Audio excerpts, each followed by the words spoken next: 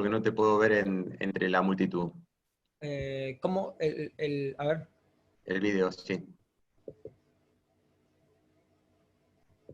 Pin video es, ¿no?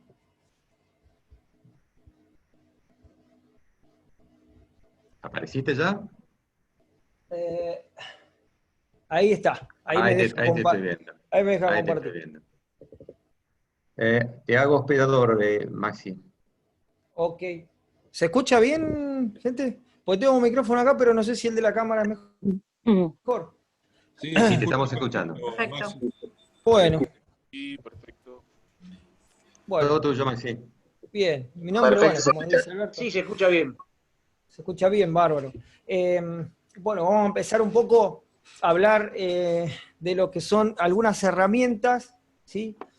Herramientas que para mí tienen mucho valor, ¿sí? Porque el higienista se va encontrando con diferentes cuestiones en lo que es el campo y va viendo también que hay cosas que son difíciles de hacer, como decía, las mediciones y hacerlas por lo que se llaman los métodos cuantitativos o de determinación directa.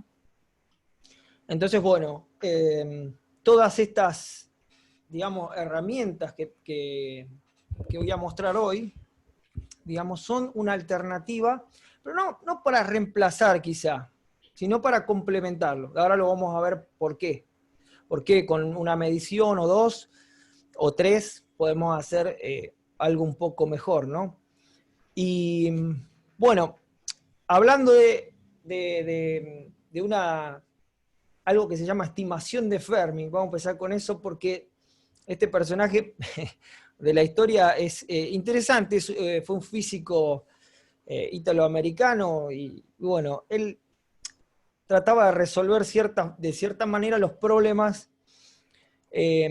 tratando de estimar, ¿sí? Fíjense que con muy pocas cosas tratar de llegar a hacer una determinación, a hacer algún tipo de estimación, con quizá muy poca información limitada, que es algo muy común, a nosotros nos sucede, entonces tenemos que, muchas veces para estimar el riesgo, necesitamos algunas variables y ser un poco creativos a la hora de evaluar el riesgo de, por ejemplo, de inhalación, porque está más que nada aplicado esta charla a contaminantes, más que nada, ¿sí? Bueno, fíjense que Enrico Fermi, básicamente lo que hizo fue, calculó la potencia de la bomba, y que no fue muy errado, por la distancia y los trocitos de papel que había dejado, obviamente los desplazó la onda expansiva, y básicamente después llegaron a una conclusión que no estaba muy errado, ¿sí? También, bueno, también otra de las cosas importantes es hacer estimaciones rápidas. Me sirve para contrastar los datos, porque muchas veces pueden darse cuenta si los datos que tienen son correctos o no. Me sirve para validar muchas veces. No se me viene ahora justo un ejemplo, pero ustedes, si yo les digo que tengo un cuadrado de 1 metro por 1 metro por 1 metro y es de plomo, y les digo que pesa 20 kilos o 50 kilos, ¿qué me dicen?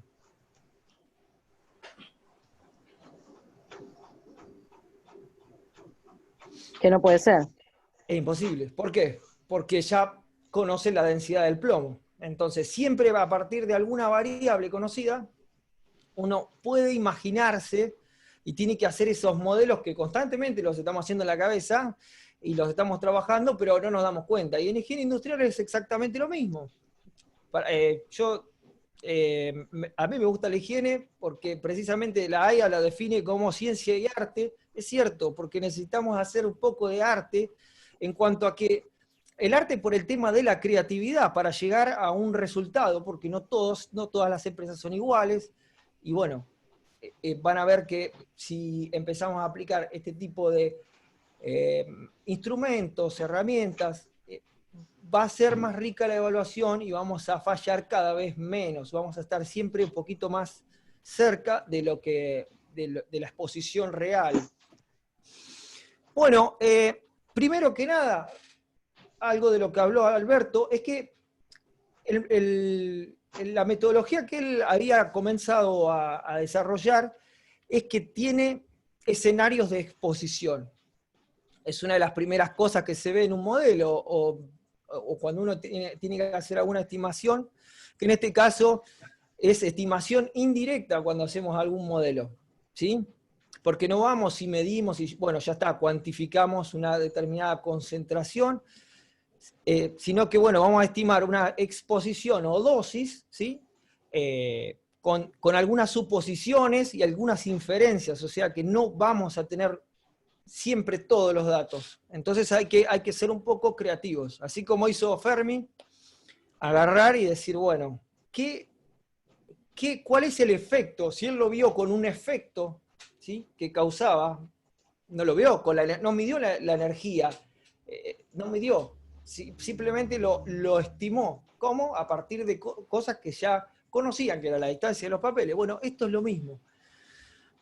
Entonces, el enfoque tradicional es cuantificar, ¿sí?, ir y medir, y bueno, decimos, tenemos tanta concentración, pero van a ver que muchas veces necesitan muchas más muestras de las que generalmente hacemos.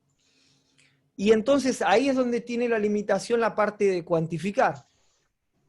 Es muy difícil cuantificar todos los químicos. Vamos a suponer que vamos a una industria química, todos los compuestos. Entonces lo que tratamos de hacer es de eliminar un poco, digamos, refinar y hacer un screening para decir, esto lo mido, esto no lo mido. Entonces, ese método que explicó Alberto hace 5 minutos, ese método sirve para eso, para decir, bueno, con orden de prioridad, ¿qué es lo que tengo que medir? Como experiencia personal tengo muchas veces que medir y me doy cuenta de que esa medición no va a ser productiva porque no llega al tiempo, digamos, el tiempo que requiere. Muchas veces, bueno, los métodos cuantitativos y los métodos de referencia tienen ciertas, digamos, están preparados para determinadas concentraciones o rango de concentraciones. Entonces, necesito medir inexorablemente quizá al volumen, al flujo que me pide una bomba, por ejemplo, tengo que medir 1 hora. Y quizá la operación dura 15 minutos. Entonces, y si no es algo, no es intrínsecamente la sustancia, no es tóxica, no es intrínsecamente, digamos, sí, la toxicidad intrínseca no es elevada, ¿sí? Bueno, acá está. Esto es un ejemplo. En medio ambiente se ve mucho más la parte de escenario de exposición que en higiene industrial. Pero muchas de las cosas que se sacan en higiene industrial vienen de EPA. ¿Sí? ¿Por qué? Porque en medio ambiente generalmente se tiende a utilizar estos modelos. De hecho, hay software y demás en la página de EPA. Entonces, siempre tengo que tener en la cabeza el escenario. El escenario va a ser el operador trabajando en algún lugar con algún tipo de ventilación, con algún tipo de mostrador o con formación espacial, con una distancia largo, ancho, alto del techo, ¿sí? Todas esas cosas hacen al escenario de exposición.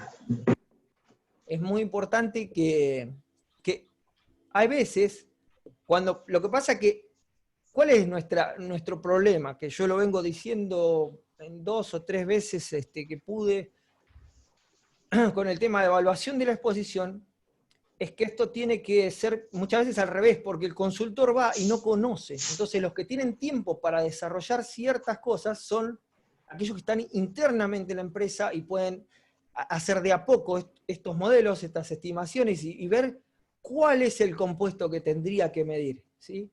O usar algunas metodologías que ya están bastante digamos, utilizadas y son validadas científicamente, ¿no? No es que se le ocurrió a alguien poner una puntuación. Por ejemplo, el Stoffen Manager, pero es pago. Después tienen uno, ahora vamos a ver, se los voy a mostrar rápido, que es el ART Tool, ¿sí? Advanced Reach Tool. La estimación entonces, queda claro, ¿no? El tema de a qué vamos con el escenario de exposición y el modelo. Fíjense que tengo puntos de exposición en donde la ruta puede ser hay una confusión un poco con el tema ruta y vía, ¿sí? Pero ustedes pueden tener un contaminante, en este caso, que se puede inhalar, también puede ingresar por vía dérmica. Entonces tengo una zona del transporte, por ejemplo, acá, el modelo de esta parte va a ser diferente a las estimaciones que tengo que hacer por transporte aéreo. Quizá algunas cosas pueda utilizar, pero otras no. Velocidades en las que podría, digamos, llegar a la napa un contaminante, ¿no? Esto es orientado a medio ambiente, así que tampoco es como para tener una idea, ¿sí? Eso, para tenerlo en la cabeza, es importante. Bueno, y acá yo me voy a centrar en la identificación, y fíjense que para eso necesito información y experiencia. Podemos hacer varias cosas, ¿sí? Y esto nos va a ayudar en una correcta valoración, pues si yo no identifico bien qué es lo que tengo que medir, voy a medir poco, y voy a estimar también poco, y voy a evaluar mal. O sea, la base es conocer, como dijo Alberto, necesitamos cierta teoría, ya conceptos bien incorporados para poder hacerlo. Y a mí me gusta, bueno, para mí en la Biblia, ¿por qué? Porque es lo que tenemos que hacer. Es lo que correctamente, digamos, el manual de exposición de NIOSH, desde hace mucho tiempo vienen trabajando en cómo se deben hacer las cosas. Entonces, esto aplica más que nada para la parte cuantitativa, pero también para los modelos. Entonces, entramos en, digamos, los modelos sirven para las dos cosas. Una, para hacer una caracterización básica, para saber qué es lo que tengo que medir, cómo, o qué tengo que esperar, ¿sí? Muchas veces para determinar si es realmente necesario. Ahora vamos a ver un ejemplo. Y bueno, ahí donde está el segundo recuadro podrán ver que tenemos siempre esa comparación en la cual el riesgo, ¿qué es básicamente? El daño a la salud respecto de la exposición o el tiempo, ¿no? Siempre es un cociente. Entonces, vamos a pasar acá. Entonces, pasando un poco en limpio y en resumen, ¿qué herramientas tengo? Bueno, los métodos de evaluación simplificada, que son los cualitativos, los llamados cualitativos. El método INRS es similar al que dio Alberto anteriormente, ¿sí? Después hay otro método NIOSH, el ART Tool y el Stoffen Manager son otros, ¿sí? Esto me sirve, ahí como ven, dice caracterización básica, y me sirve para refinar un poco y ordenar un poco los compuestos, porque si no, como les decía, si yo voy a hacer una medición corta y el compuesto no se puede, no llego ni siquiera al límite de detección, entonces esto no me va a servir la medición. Estoy tirando una medición, entonces quizás tienen para hacer 2 o 3 mediciones y estoy, digamos, gastando la bala de plata, como quien me dijo la otra vez, gastando una bala de plata. ¿Por qué? Porque con esas 3 yo podría hacer una buena determinación de algunos compuestos, ¿sí? O de uno. Porque es mejor ver cuál es el más riesgoso para empezar a medir por aquellos que son los más críticos, ¿no?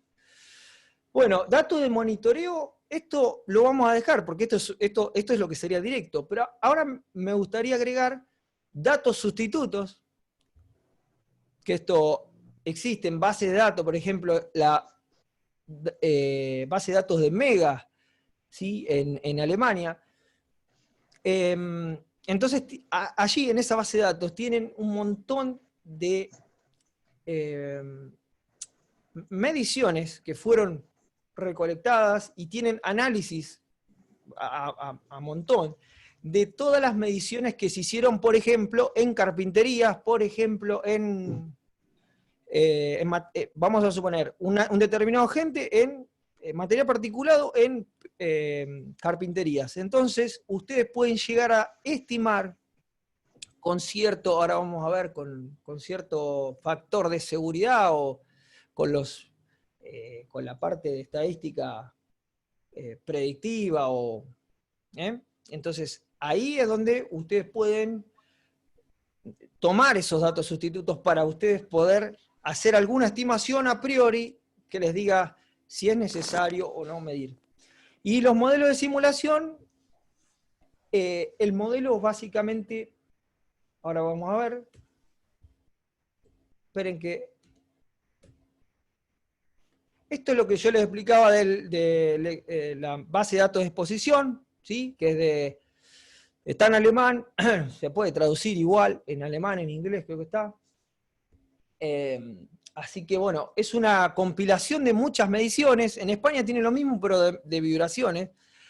Y es buenísimo esto, porque varias personas se han hecho varias mediciones, entonces en algún punto tiene algún número, alguna concentración que me puede dar una idea, me da la idea de lo que hay ahí, ¿sí? O de lo que yo quiero evaluar. Y después, ahí uno dice, bien, ¿justifica la medición? No. O sí. Y eso es lo que hacen algunos métodos simplificados. Lo que hacen es simplificar esa valoración que yo estoy haciendo, teniendo en cuenta varios parámetros.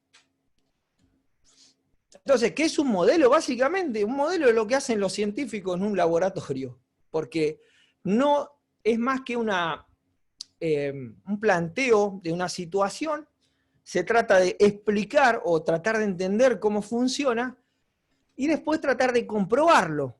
Que ahí podría entrar la etapa de, ahí sería por ahí la medición cuantitativa la que me daría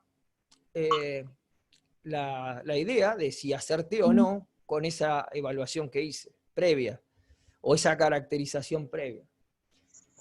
Entonces, un modelo es eso, básicamente. ¿Sí? Ahora quiero ir un poquito más para atrás, porque, bien, me quedaba la parte de modelos.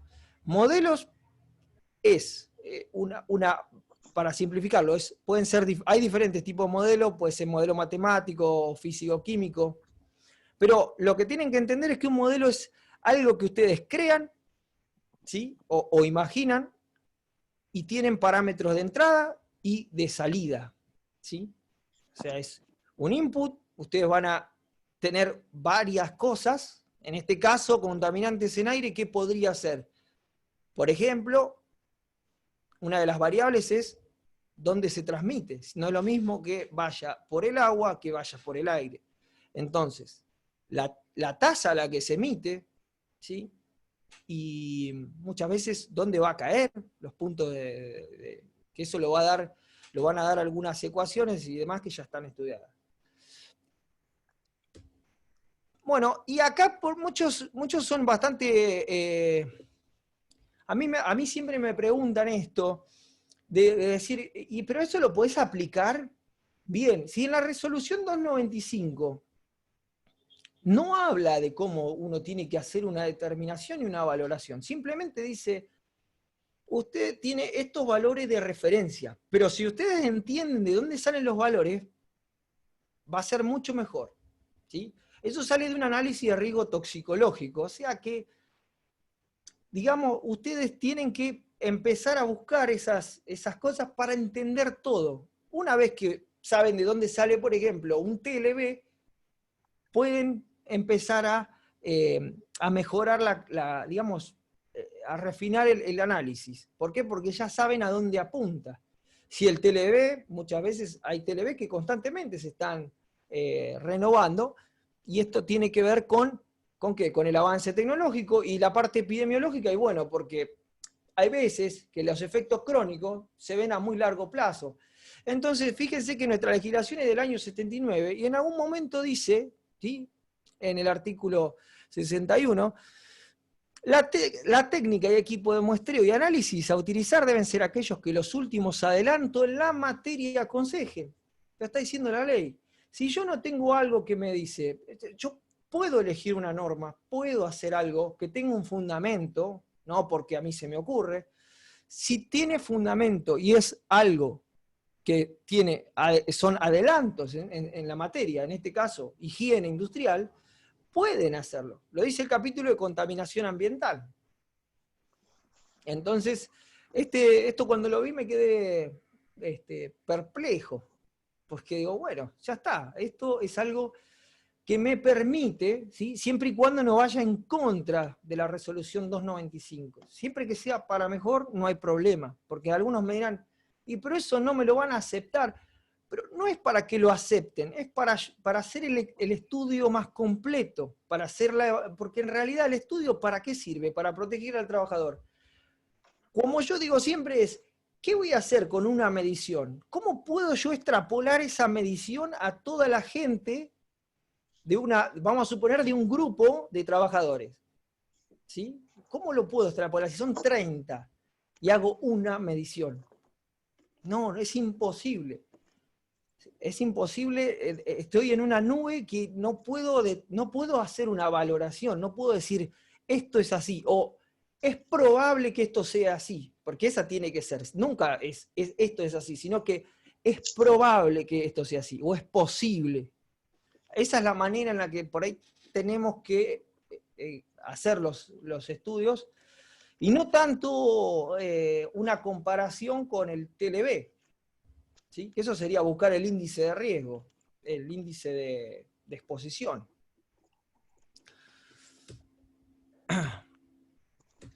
Bueno, como les dije, tiene un método científico, lo que hace es similar al modelado. Entonces, o un modelo, hacer un modelo, que hay diferentes tipos. Por ejemplo, si yo tengo una serie de datos como los que dije de IFA, ¿no podría hacer yo un modelo de acuerdo a cómo se presenta un diagrama de dispersión? Es decir, el diagrama de dispersión me va a dar una idea de qué relación puede llegar a tener, vamos a suponer, si hay algún tipo de ecuación que pueda llegar a extrapolar o sea predictiva.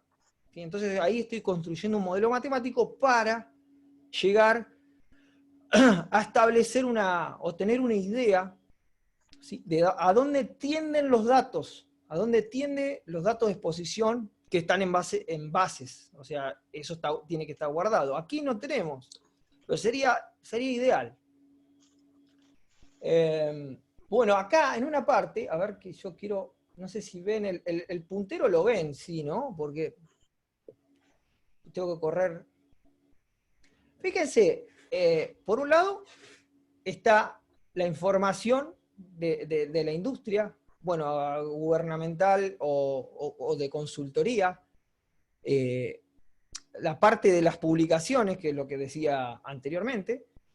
Todo va tengo que armar una buena base de datos y puedo hacer modelos de regresión. ¿Y cómo? Bueno, básicamente estableciendo correlaciones entre alto, ancho de bloque. Vamos a suponer, ¿qué pasaría si yo digo, tengo acá las carpinterías? Yo quiero ver cómo las carpinterías y el polvo que hay, quizá vamos a suponer que trabajan con la misma madera, porque esa es la idea del modelo, es simplificar variables, porque donde yo empiezo a meter más, es imposible, se va haciendo cada vez más complicado. Entonces, tengo que empezar a recortar variables y ver qué relación tiene una con otra. ¿Sí? Y ahí puedo construir algún modelo más bien de regresión o de predicción, y es más guiado por la estadística, ¿sí?, y la probabilidad. Ahora, esto es un modelo más bien conceptual, Eso es un modelo conceptual, un escenario. Esto es una forma de modelar, ¿sí? Ahora lo vamos a ver, este modelo se llama de campo lejano y campo cercano, ¿sí? Entonces, fíjense que G es la zona de emisión, y tengo un campo cercano y un campo más lejano. El lejano sería aquel que pueden estar, el ejemplo es, tengo una fuente y siempre hay un trabajador que está mucho más cerca. Bien, entonces si yo estimo las concentraciones de campo cercano y de campo lejano, podría discriminar en dos grupos de homogéneos de exposición. Y después intentar calcular, bueno, más allá de estimar las concentraciones o cómo se comportaría, después corroborarlo empíricamente o corroborarlo con alguna medición. O ver si se relaciona con mediciones anteriores. Eso también es interesante ver.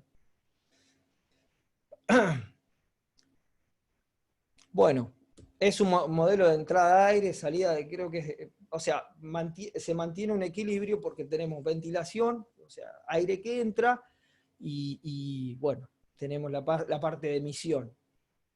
Acá en modelo de simulación hay básicamente 3 elementos. Uno debe saber a la tasa de emisión, la tasa de emisión que tiene, ¿sí? Y eso les puedo dar 2 ejemplos. Podemos tener algún tipo de emisión de tipo, por ejemplo, constante. ¿Qué sería constante? Y bueno, tengo una fuente, un reactor, que en realidad no está cerrado, ¿sí? O algo que, vamos a suponer, algún tipo de batea, en donde tengo una superficie y se empieza a evaporar diferentes compuestos. Entonces, ahí puedo tener una tasa de emisión constante, y bueno, tasa de emisión, digamos, decreciente exponencial, es aquella que se da una sola vez, por ahí, por parte del proceso, pero no se mantiene constante, sino que hace, ¿sí?, un pico de concentración y baja. El patrón de dispersión, es decir, acá entran ecuaciones de dinámica de fluidos, inexorablemente tenemos que trabajar con algunas ecuaciones, y la ubicación del trabajador con respecto a los puntos de emisión me va a dar que la distancia, es decir, acá voy a ver el punto de inmisión, ¿sí? Entonces, es importante porque ese punto es el que me interesa a mí para saber qué, básicamente la concentración aproximada a la que está, ¿no? Bueno, este modelo esto es un modelo bastante sencillo, ¿eh? O sea, la idea es desarrollar o tratar de desarrollar, no solamente en papel, por ahí en la mente, de decir, bueno, ¿cuántos metros cúbicos tengo? Fíjense que concentración, ¿qué es básicamente? O una concentración másica. Digamos, la concentración de tipo no volumétrica, sino másica. Tengo, ¿qué? Masa sobre volumen, ¿no? Entonces, yo puedo estimar una concentración. Si yo conozco el volumen de aire que tengo, es decir, la mezcla que tengo, ¿sí? Puedo tranquilamente estimar o decir, bueno, ¿y qué pasa si no tiene ventilación? Bueno, sería un cubo. Ahora ese cubo tiene un volumen. ¿Y qué pasa si se rompe, vamos a suponer, una ampolla que tiene un solvente, o se utiliza y se evapora, por ejemplo acá, metil isobutilcetona? Entonces ahí es donde yo puedo estimar concentración, y puedo ser más conservador o menos conservador, y eso me lo va a dar el modelo, ¿sí? Y digamos, lo que uno va viendo en el lugar. Por ejemplo, si no sacaron alguna medida, cuanto más información le falte, más difícil es. Por eso ya tendrían que ir con una idea a algún lugar y ver algunas cuestiones como la distancia a la fuente y anotarlas, porque después las van a necesitar si quieren hacer algo parecido. Bueno, fíjense que acá es un laboratorio que se ventila con unos 3,5 metros cúbicos de aire. aire limpio, ¿no? Bueno, se evaporan 50 mililitros porque se utiliza en cada turno laboral un desengrasador. Y bueno, hay un modelo de equilibrio y ventilación que es uno de los más utilizados en la parte de ventilación o ventilación por dilución, que es ¿sí? Donde K es un factor que se puede utilizar o no sería como un factor de mezcla, ¿sí? Factor que me dice qué tan bien se mezcla, ¿sí? Entonces, fíjense que si yo tengo el peso molecular, el peso específico, la densidad de compuestos, yo lo que puedo hacer es llevar ¿a qué? Llevar a esto, a saber cuántos miligramos por minuto se están emitiendo. ¿Sí? Si entonces se emite solo por 15 minutos, porque eso dura la operación, 8 veces en el turno laboral, tenemos algo así, lo paso medio rápido, pero si ustedes anotaron esa ecuación y lo prueban, van a ver que si tienen una determinada ventilación, una emisión, que ¿cómo la calculan? Bueno, empiezan con los 50 mililitros por 15 por uso.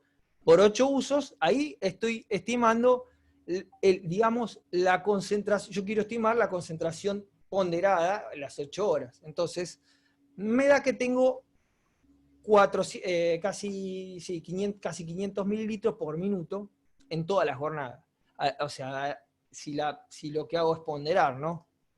Entonces, bueno, llego a un determinado, que uso, por ejemplo, uso el volumen molar para hacer la conversión, ¿sí? Y entonces llego a que la concentración es cercana a 234 ppm. No me acuerdo si esto estaba mal, pero si lo ven, por favor, chequenlo, porque no me acuerdo si daba 23 o 234. Sí, ahí levantaron la mano. ¿Es rápida la pregunta? Si no, la dejamos para después.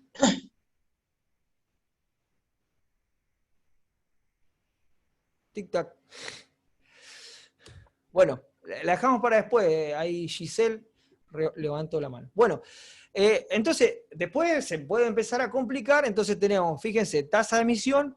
Esto sería, por ejemplo, para una tasa de emisión constante. Acá es donde se empieza a complicar porque todos estos modelos tienen algún origen y bueno, cada uno, por ejemplo, acá tienen dos, algoritmo de Gray y algoritmo de Hamel. Entonces, si utilizo uno u otro, depende de los datos. Por ejemplo, esto que es la difusión molecular, hay que calcularlo con otra fórmula. Entonces, quizá me conviene usar este que está acá abajo, ¿sí?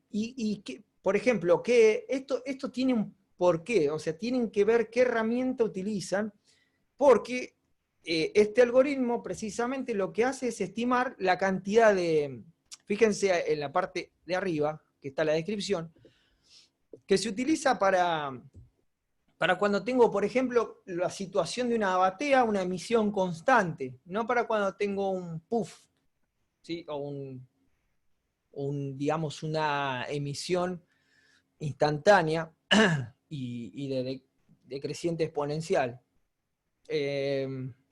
Bueno, este sería el ejemplo, ¿no? Tengo una batea, tengo algo que se está evaporando, y fíjense que acá tienen las variables, ¿no? Constante de gases, el área superficial de la piscina de líquido es, digamos, básicamente esto así pues lo saqué de un libro que es el de evaluación de exposición, como dije, de AIA, y está justo, esto está, digamos, por eso dice piscina, ¿sí?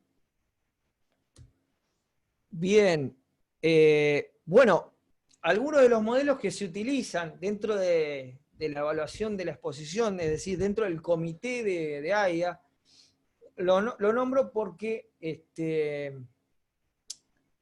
digamos, van a seguir sacando seguramente o perfeccionando modelos. Este es uno de los más sencillos, porque uno que asume, fíjense, este es de la habitación bien mezclada. Ustedes suponen que todo lo que se está emitiendo automáticamente está mezclado, y al 100%, digo, bien mezclado, completamente. Eso en la realidad no pasa. porque tienen un gradiente de concentración, se va formando una pluma, van teniendo turbulencia, o sea que este modelo es bastante simple como para arrancar y para ver. Aparte de las ecuaciones y demás, se van complicando cuando yo quiero acercarme más a lo real, más complicado se hace todo, porque empiezan a entrar varias cosas, variables. Bueno, fíjense que este es, lo que tienen que saber es la limitación del modelo, porque este modelo está limitado, por ejemplo, a una persona o personas que están repartidas a cierta distancia, no pueden estar muy cerca de la fuente, porque no sería representativo, digo, el modelo, la concepción, cómo se concibe el modelo, que todo se mezcla, pero no va a ser así. Sabemos que en ese punto cercano a la fuente, eso no va a pasar, va a haber más concentración sobre la fuente. Uy, veo que se están levantando la mano, esperemos que pueda llegar rápido y contestar alguna pregunta. Para todos los individuos en una habitación, por ejemplo, 2 minutos después que la emisión de una fuente puntual ha cesado. ¿Y por qué? Porque, como dije, tarda en llegar. Si es una emisión que dura poco tiempo y yo quiero estimar a ver cuánto es a 1 minuto, y bueno, yo sé que eso no se va a terminar de mezclar. Entonces, todas estas limitaciones que tiene, las tengo que conocer para saber si es aplicable o no a una determinada situación. ¿Sí? Por ejemplo, acá no estamos hablando de ventilación, simplemente estamos hablando de una habitación. ¿Sí? Acá podría aplicar si las emisiones provienen de un área superficial grande, por ejemplo. Acá paredes pintadas, en este caso. Bueno, este es un poquito mejor, porque es el que yo había dicho, es el de campo cercano y campo lejano, tienen un determinado intercambio, que ahí ven eso como beta. Beta es básicamente una interacción que tienen estos dos volúmenes, uno cercano a la fuente y el otro es lejano. Pero ¿qué pasa? Claro, para hacer esto de alguna manera que encaje más fácil, se delimitan 2 compartimentos. Es muy parecido a un modelo toxicológico de 2 compartimentos. Intercambia a una cierta tasa, que eso es mentira, o sea, no es que es mentira, no es real, pero puedo tener una idea de la concentración más lejana y una de la más cercana. ¿Sí? Fíjense, y también se considera que todas las 2 zonas están perfectamente mezcladas, cosa que saben que no es así, por la turbulencia, las corrientes de aire, etcétera, etcétera. Entonces, esto es ideal para evaluar personas que están cerca de la fuente y después otro grupo que esté lejos. Quizá en un mismo, vamos a suponer, en un mismo galpón tengo soldadura o algún tipo de emisión, y en la otra punta tengo determinada cantidad de personas que están haciendo otra tarea, entonces ese contaminante va a ir para, quizá, por eso está bueno ver diferentes tipos de modelos. Entonces, ahí quiero ver cómo afectaría el campo lejano, qué tanto, y qué tanto el cercano, y cuánto tiempo es. Ahora vamos a ver. Entonces, bueno, se considera, como yo digo, cierto intercambio entre esas 2 capas. Imagínense una línea perfecta entre esas 2 capas, no existe. Es como una membrana, que es lo que plantea acá. O como un cubículo. Esto no pasa en la realidad. ¿Sí? Bueno. Entonces, por ejemplo, es este modelo. Perdón, Maxi. ¿Sí? Discúlpame. Hay algunos micrófonos abiertos, por favor, si los pueden encerrar. Gracias. Bueno. A ver, Carlos. sí, no, lo que pasa es que por ahí no se dan cuenta. A ver. Claro, por ahí no se da cuenta. A ver. Bueno, podés silenciar todos, creo, igual. No, me diste el host. Yo lo puedo silenciar, creo, acá. A ver. Bueno. Bueno, creo que puedo silenciar a todos por las dudas. Bueno, a ver. Esto es, por ejemplo. Estaba haciendo cualquier cosa. Entonces, las variables son siempre las mismas. Tienen el aire que está dentro, que puede haber turbulencia y demás. Eso es considerado en otro modelo. Pero acá tienen una... fíjense que, bueno, está mal escrito y demás, porque, bueno, ya le digo, un modelo que está hecha la traducción. Entonces, tengo una tasa de emisión en miligramos por minuto, después tengo un intercambio de aire, salida, entrada, y fíjense que puedo también elegir cómo es la conformación del lugar, que generalmente puede ser una semiesfera, usted puede considerarlo todo completo y demás. Acá está el beta, que es el intercambio. Esta fórmula es la que yo les hablaba de la diferencia entre estas dos áreas. Esta fórmula es la que permite eso, diferenciar uno de otro, porque es como que va pasando cierta cantidad hacia el campo, del campo cercano hacia el campo lejano. Entonces tengo 1,57 metros cúbicos por minuto, es beta, que estaba acá. Es el flujo de aire que va del campo cercano al campo lejano. Bien, y fíjense que, bueno, ustedes podrían llegar a armar, esto lo pueden hacer en Excel, lo pueden hacer con, ahora vamos a ver una herramienta que, digamos, esto lo calcula de otra manera, pero es similar. Entonces, tienen que tener en cuenta el espacio, bueno, por eso les digo que hay que anotar y saber qué es lo que uno va a estimar. Si uno no sabe y no saca algunas medidas básicas, por ejemplo, si hay corriente de aire, si hay ventilación, qué tan aleatoria es la ventilación, si es natural, cómo es. Y bueno, eso es fundamental. Entonces puedo yo estimar una concentración pico, una concentración en un determinado tiempo, ¿dónde va a estar? ¿Sí? Fíjense que, por ejemplo, en campo... el volumen del campo cercano y del lejano también se puede calcular. Lo que pasa es que esto que están viendo es una representación de las ecuaciones. Las ecuaciones, si ustedes ponen... yo no sé si lo voy a poder pasar. O sea, no tengo problema en pasarlo. Lo que digo es que estas ecuaciones son más complicadas, no imposibles, y hay que programarlas de alguna manera, hay que hacer las cuentas para tener un gráfico de concentración sobre tiempo. Entonces tienen una concentración en un determinado tiempo. Entonces ustedes pueden ver, esto que está acá arriba es el ponderado, ¿sí? Entonces, bueno, y acá puedo elegir el tiempo o ver el tiempo en el que tardan en dispersarse o mezclarse una determinada, un vapor, puede ser aerosoles. Acá tengo, por ejemplo, la masa emitida en el tiempo, ¿no? Y este modelo es el mismo que este, fíjense que tiene las mismas características, pero ahora con percentiles. Y esto es debido a que otra forma de complicarla más, cuando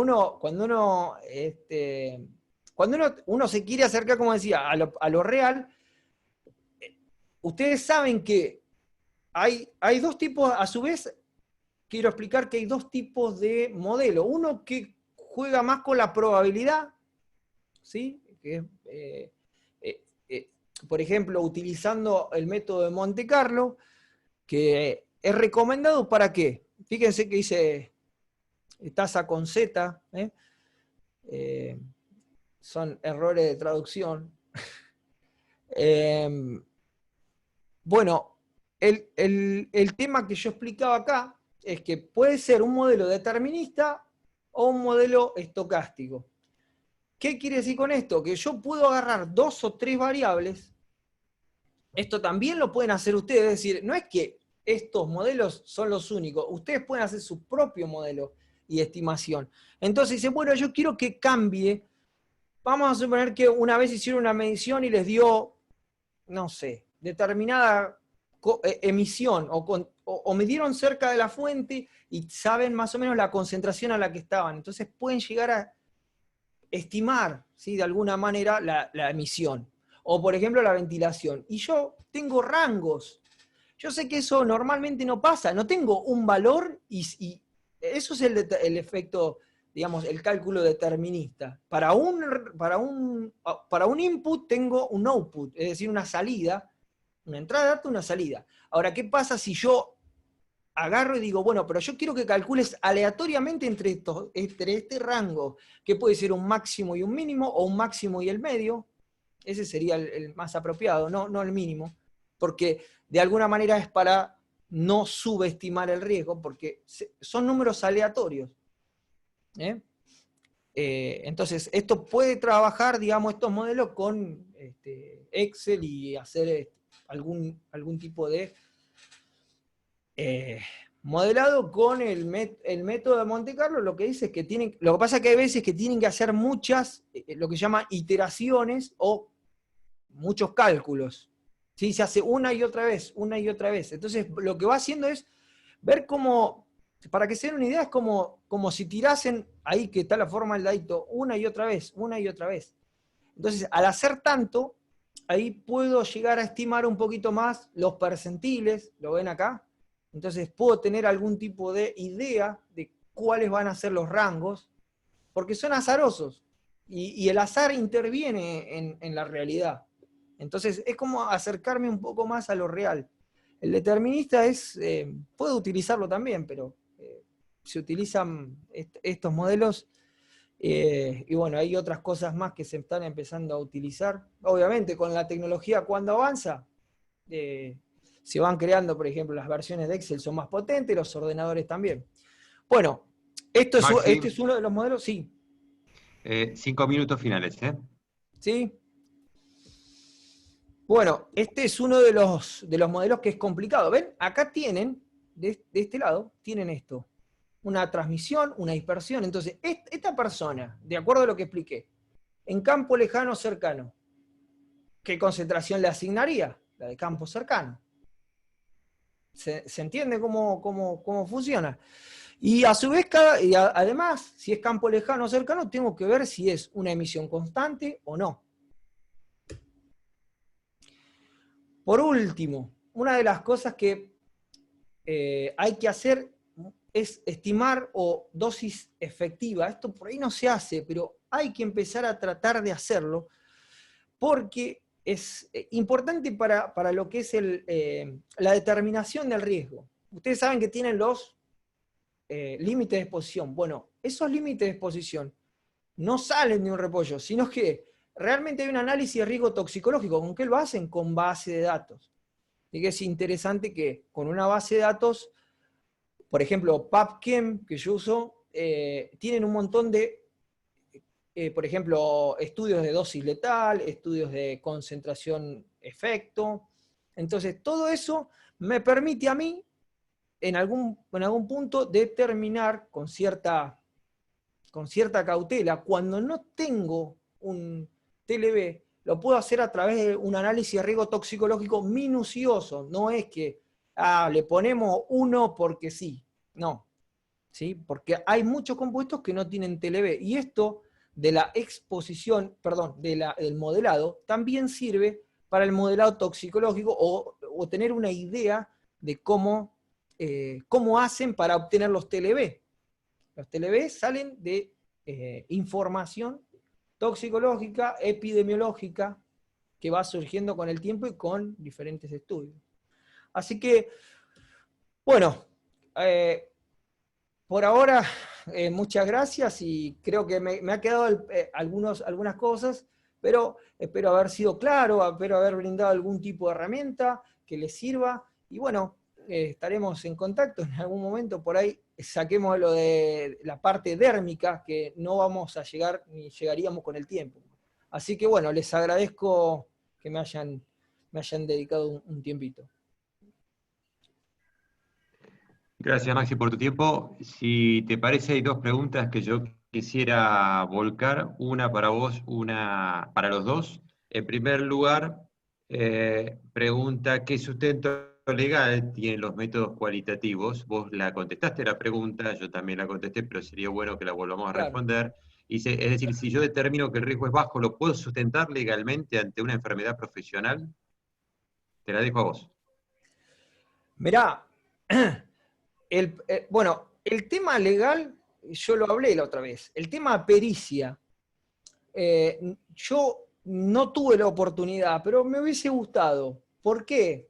Si nos damos cuenta que, a ver, ya hay una forma de trabajar que nosotros no aceptamos de alguna manera la evidencia científica. Es decir, vos estás respaldando, si vos estás haciendo bien las cosas, no podés, por ejemplo, si vos seguís una norma, ¿por qué estaría mal? Si a la misma ley, ¿sí? Esa es tu forma de sustentarla, la misma ley te está diciendo, con los adelantos que se pueden hacer, por ejemplo, si vos tenés que elegir una norma del año 97 y del año 2010, por ejemplo, nosotros trabajamos con una ISO del año 97 para la resolución 295. ¿Qué pasaría si vos trabajás con la de 2010? Y quizá tiene alguna forma mejor de, no sé, evaluar el riesgo. Siempre y cuando no vaya en detrimento o que tenga algún roce con la 295, vos no tendrías que tener problema, porque eso aporta. Esto es un análisis de lo que vos vas a hacer. O sea, no está en la legislación, pero si nos vamos a la legislación no tendríamos nada, porque la resolución 861 no dice absolutamente nada de cómo tenemos que valorar. La valoración se hace con mucho criterio y también con normas y basado en fundamentos científicos. Yo creo que con eso no me alcanza, con eso alcanza. Si hay alguien que, digamos, lleva la contra porque sí, eso ya no hay cura. Si yo muestro datos y muestro cálculos y muestro un fundamento, ahí dependerá de la persona que está del otro lado cómo lo interpreta. Lo mismo para un juez, lo mismo para otro perito, por lo que decían del sustento legal, ¿no? Gracias, Maxi.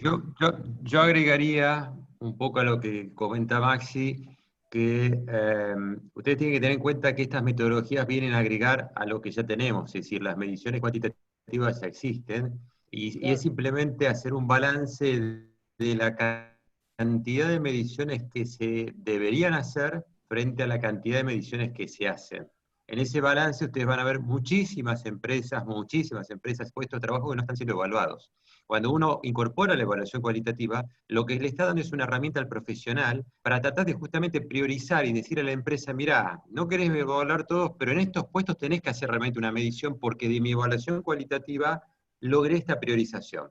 O sea, por eso hablamos de herramientas alternativas y adicionales a las existentes, que lo que hacen es ayudar al profesional a que determine realmente el riesgo en un puesto de trabajo. No es que vamos a anular, pasamos por el costado de la legislación. Todo lo contrario, lo que dice bien Maxi es un refuerzo de lo que ustedes tienen. Ahora, si indudablemente alguien se quiere poner en una situación extrema en la que les va a decir, a ver, tuvieron 10 sustancias, ¿por qué no midieron las 10 sustancias? Bueno, sí, es cierto, en algún momento las 10 las tendría que haber medido, pero voy a estas realidades. Tendríamos que trabajar un poquito sobre esto de decir, ¿por qué no puedo medir todo? Bueno, porque la realidad nos choca permanentemente. Y hay una segunda, sí, Maxi. Quiero agregar algo porque es muy importante. Como estamos trabajando ahora, es imposible predecir o determinar y decir, con una medición, digo, ¿cómo haría cualquiera de los que está presente como perito para decir, esto o hacer una reconstrucción de la exposición de alguna persona con una o dos mediciones por puesto? Es imposible, no hay historial. ¿Sí? Entonces, ya estamos haciendo las cosas mal. O sea, lo que tenemos que hacer es mejorarla, porque nunca hacemos por estadística, como dijo Alberto. Para hacerlo, deberíamos hacerlo por estadística. Si no, no podemos predecir nada y tampoco podemos evaluar. Y bueno, se está haciendo así, y se hace así quizás de hace mucho tiempo. Entonces, bueno, hay que hay que ver que ya estamos haciendo las cosas mal y que todo esto es para agregar, no para suprimir y no medir, porque es una herramienta más o son herramientas complementarias. Y la última pregunta, y así cerramos la charla. Maxi acá pregunta sobre dónde puedo obtener datos de tasa de emisión de contaminantes químicos. No, la tasa de emisión se puede estimar, ¿sí? Como lo vimos al principio, mostré 2 algoritmos, pero supongamos que querés saber. Hay muchos estudios, ¿sí? Porque eso depende mucho de la fuente. Calcular que la tasa de emisión va a depender del tipo de trabajo, del tipo de fuente. Fíjate que si vos tenés un trabajo, disculpame, no sé el nombre, pero el tema es que si vos tenés una fuente y va variando de un lado a otro, es complicado decir, esto va a tener tal emisión. Por ejemplo, si vos tenés un reactor, llamémosle reactor, lo que sea, tenés una batea, y no es lo mismo una batea de 1 metro con un determinado solvente que otra batea de 2 metros de diámetro, estoy hablando así como para dar un ejemplo, con otro solvente. Si van a evaporar, tienen diferentes formas de evaporarse por la presión de vapor, bueno, pero todo eso está en los fundamentos, digamos, teórico y en la fórmula que mostré al principio, y hay otras más, ¿sí? La tasa de emisión no es necesario ir a una base de datos, pero no conozco base de datos. La que conozco es, como dije, la Mega Database, base de datos que es bastante grande, y hay una que es Pro, me parece que es para pagar. Yo he visto algunos estudios que están gratis. Si uno se acerca ahí a esa página, puede tener, por ejemplo, las concentraciones que se obtuvieron en, vamos a suponer, aserraderos, ¿sí? Entonces ustedes, si justamente tienen que asesorar o son internos de un aserradero, pueden entender a los niveles que se pueden llegar a estar manejando. ¿Sí? Pueden analizarlo de esa manera, utilizar datos como para guiarse, de si es significativo el riesgo de exposición o no es. Así que bueno, esa sería la respuesta. Muchas gracias, Maxi. Fernando, tú tenés la palabra. Cerramos. Hay que cerrar. Sí. A ver, ahí está, me habilitas. El tema da para mucho. Sin duda, esto es, en teoría, no es tan común para muchos de los que están escuchando. El tema hay que ponerlo en práctica. Yo estaba viendo ahí una de las preguntas que justamente comentaba una de las personas que dice Federico Andino, que dice, solo una medición no es suficiente para nada, solo cumplir con la ley. Esto sí, es verdad que es así, pero justamente este método es lo que no me permite hacer una sola medición, sino que focalizar dónde realmente tengo el riesgo, dónde tengo el peligro, y quizás en ese lugar donde tengo el peligro es donde yo voy a tener que hacer una gran cantidad de mediciones para controlar qué es lo que está pasando, y no hacer, como marca la ley, que tengo que hacer mediciones. Entonces, muchas veces se dijo, y nos preguntamos los higienistas, una concentración de un límite, que es 10 miligramos por metro cúbico. Si me da 9,8, ¿estoy bien? ¿Estoy cumpliendo con la ley? Y si estoy 10,1, ¿estoy mal respecto de lo que me marca la ley? Entonces, acá es lo que tenemos que ver, cuál es el rango de valores, de concentraciones que tengo. Entonces, en otros países se está utilizando mucho esta situación y el tema de hacer la evaluación por riesgo. Y lo que va a hacer la evaluación por riesgo es centrarme dónde realmente tengo el problema y dónde va a aparecer el problema a futuro. Sin dudas que esto da para más. Me gustaría también tenerlo y dar como ejemplo. Por muchísimos años lo vine aplicando en lugares donde teníamos muchos contaminantes químicos. Bueno, pero nuevamente, espero que les haya interesado, que les haya gustado, que les haya llamado la atención esta forma de medición, y sin duda que lo vamos a tener en otros encuentros como este para seguir hablando del tema, porque da para más. Así que muchas gracias por todos los que participaron. Estamos a su disposición por cualquier consulta que quieran hacer, y nuevamente no dejen de ingresar a nuestra página, donde van a estar encontrando siempre las novedades de todo tipo, no solamente novedades de cursos, sino novedades de legislación, novedades de temas de última, digamos, de última actuación, como el tema que tenemos ahora del COVID y el tema de las cabinas sanitizantes. Ahí van a encontrar mucha información. Muchas gracias a todos y que tengan una muy buena tarde. Gracias a todos. Gracias, muchas gracias. Hasta luego.